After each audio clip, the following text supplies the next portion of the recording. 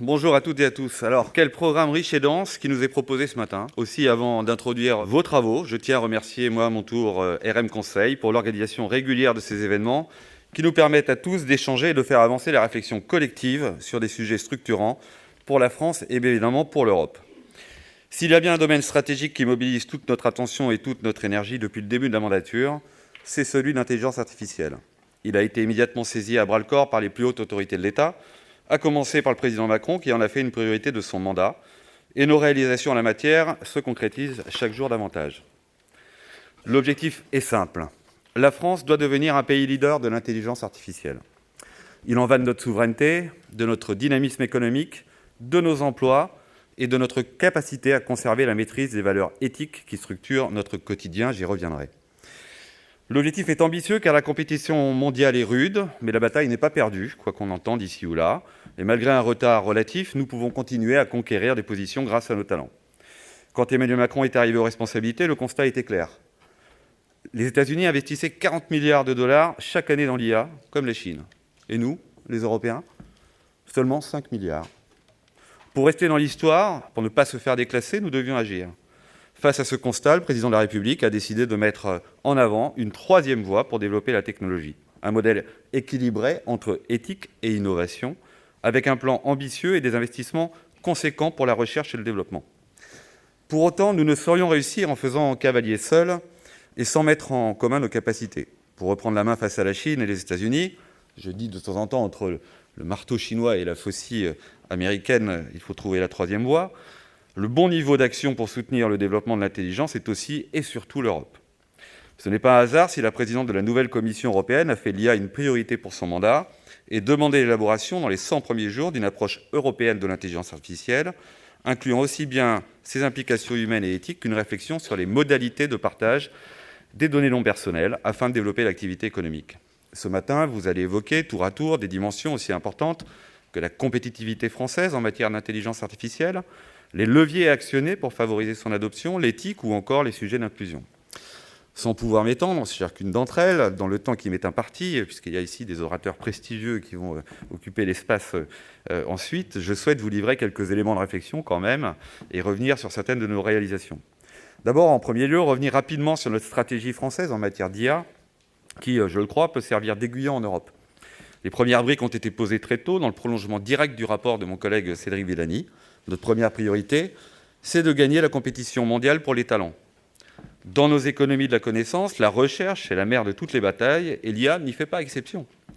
Pour être au bon niveau et pour faire en sorte que nos excellents ingénieurs fassent carrière en France plutôt que dans les laboratoires d'IA des grandes entreprises ou américaines ou chinoises, même si certains peuvent y aller, on invite certains d'ailleurs à pouvoir revenir. Pour ce faire, nous avons déployé un plan d'investissement d'1 milliard d'euros pour la période 2019-2022 et grâce auquel nous finançons le déploiement de l'Institut interdisciplinaire en IA, la création de chaires dédiées et le doublement du nombre de docteurs en IA pour en avoir 500 à terme par an. Nous apportons également un soutien accru à l'Agence nationale de la recherche qui pourra investir dans des projets supplémentaires dans les 4 prochaines années. Et nous renforçons la recherche partenariale avec le secteur privé, en particulier par la création de laboratoires communs avec des PME et ETI. Notre deuxième déclinaison de cette stratégie concerne plus spécifiquement les entreprises spécialisées dans les solutions d'IA, afin que l'IA puisse infuser dans toute l'économie. Pour ce faire, nous allouerons un financement public de 800 millions d'euros d'ici 2022 à des projets spécifiques dans différents secteurs, qu'il s'agisse de la santé, de la cybersécurité ou de la certification des algorithmes. Couplée aux différentes mesures d'attractivité économique qui ont été mises en œuvre depuis le début du quinquennat, cette stratégie commence déjà à porter ses fruits de façon très visible. Pour s'en convaincre, il suffit de songer par exemple à la multiplication des laboratoires en IA que les grandes entreprises du numérique déploient sur notre territoire, et en particulier à Paris, qui est bien souvent la seule ville à accueillir ces centres en dehors des États-Unis. Nous avons bien là la preuve que notre écosystème de recherche est de plus en plus attractif et dynamique. Mais la recherche seule ne saurait suffire. Nous avons bien sûr besoin qu'elle trouve des applications économiques et industrielles dans tous les secteurs d'activité, qu'un grand nombre d'entreprises puissent s'en servir afin de développer des solutions innovantes. Et pour ce faire, il nous faut notamment sécuriser tous les financements dont les entreprises du numérique pourraient avoir besoin à leurs différents statuts de croissance. C'est tout le sens des mesures annoncées par le président de la République en septembre dernier, afin que nous puissions disposer de 25 licornes en 2025. J'y crois aussi. L'enjeu est de taille, quand on sait qu'aux États-Unis, ce sont plus d'un tiers des emplois qui sont créés dans le numérique. En France, nous estimons que les startups créeront 25 000 emplois directs dans les 12 prochains mois. C'est bien cette dynamique qui doit être encouragée. Déjà aujourd'hui, l'ascension rapide et continue de la French Tech a fait de la France l'un des principaux écosystèmes technologiques au monde, et ce, devant l'Allemagne.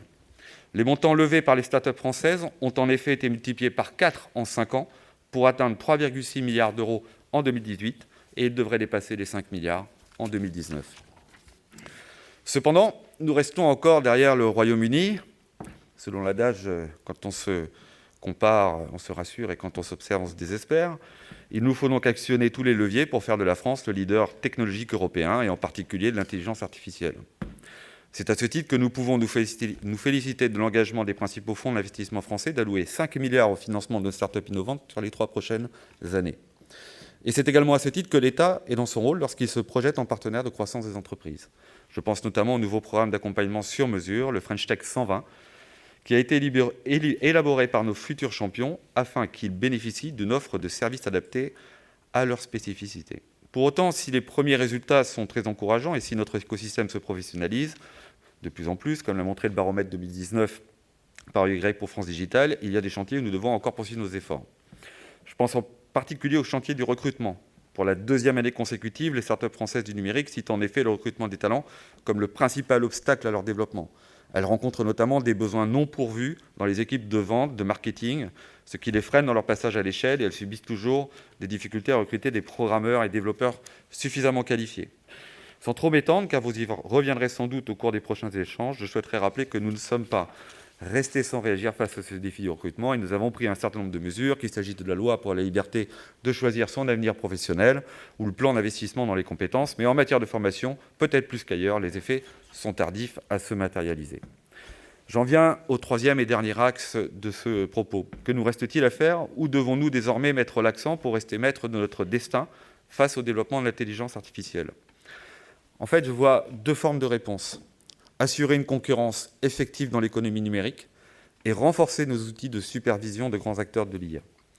En matière de régulation des plateformes, j'ai la conviction que nous sommes en bonne voie. L'Europe s'est dotée d'un règlement de protection des données personnelles qui nous est envié et, chose récente, désormais copié par des acteurs étrangers. Que l'on songe au Consumer Privacy Act californien, par exemple, qui pourrait d'ailleurs bien servir de modèle à l'élaboration d'une législation de rang fédéral, si l'on en croit les déclarations récentes rapportées par la presse américaine. Si la protection de la vie privée est un pilier essentiel pour renforcer la confiance de nos concitoyens dans le numérique et qu'elle transforme nos valeurs en avantages comparatifs incontestables, il en va de même pour notre attachement à la dignité humaine, au civisme en ligne, ainsi qu'à un débat démocratique éclairé et protégé des tentatives de désinformation. En ces matières, l'IA est directement concernée et sa propension à favoriser la viralité des contenus problématiques ne saurait rester sans réponse, sous peine de laisser s'installer une forme de défiance pernicieuse. Là aussi, nous avançons, nous avons adopté des textes, nous en finalisons d'autres, et bien que la matière soit plus sensible et qu'il soit plus difficile de trouver les bons équilibres.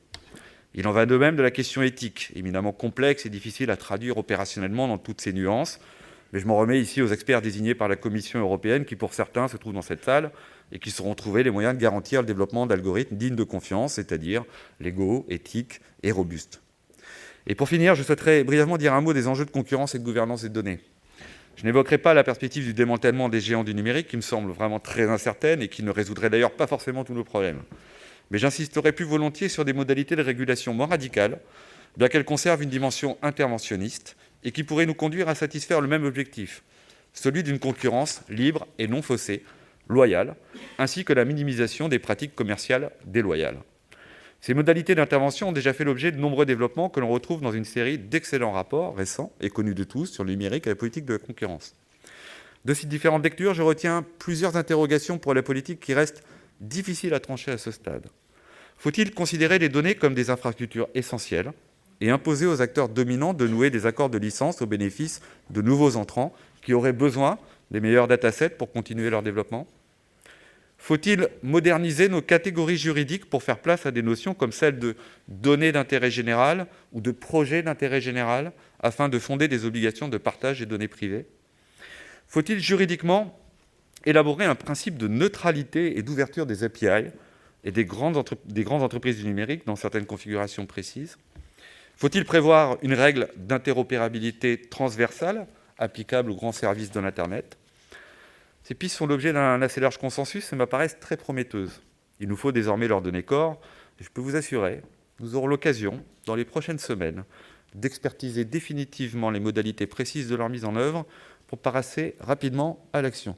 Je n'ai pas fait d'annonce ce matin, mais on y travaillera. D'ici là, je vous les soumets comme autant de propositions qui pourraient utilement enrichir vos débats de ce matin, et je vous les souhaite fructueux. Merci de votre attention et bonne matinée à toutes et à tous.